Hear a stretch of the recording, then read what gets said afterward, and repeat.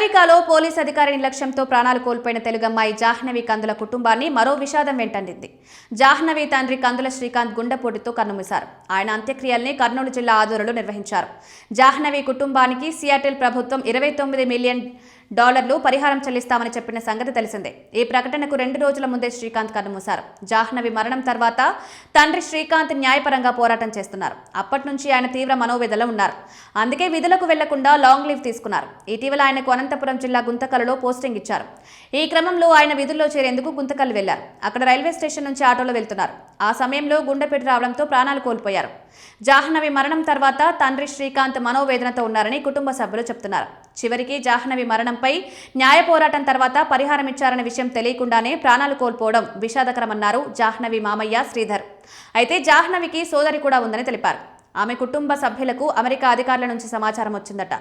మార్చిలో అమెరికాకు రావాలని ఫోన్ చేసి చెప్పారట. కర్నూలు జిల్లా ఆదోనికి చెందిన శ్రీకాంత్ హెడ్ కానిస్టేబుల్ గా పనిచేస్తున్నారు.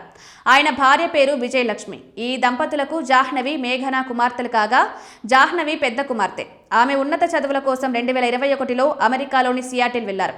అక్కడ నార్త్ ఈస్టర్న్ యూనివర్సిటీలో ఎంఎస్ చదువుతున్నారు. జాహ్నవి 2023 జనవరి 23న రాత్రి రోడ్డు దాటుతున్న సమయంలో పోలీస్ పెట్రోలింగ్ వాహనం ఆమెను ఢీకొట్టింది. ఈ ప్రమాదంలో జాహ్నవి అక్కడే ప్రాణాలు కోల్పోయింది. ఆ సమయంలో పెట్రోలింగ్ వాహనాన్ని పోలీస్ అధికారి కెవిన్ టేవ్ నడుపుతున్నారు. అతడు ఓవర్ స్పీడ్తో వాహనాన్ని నడిపారు.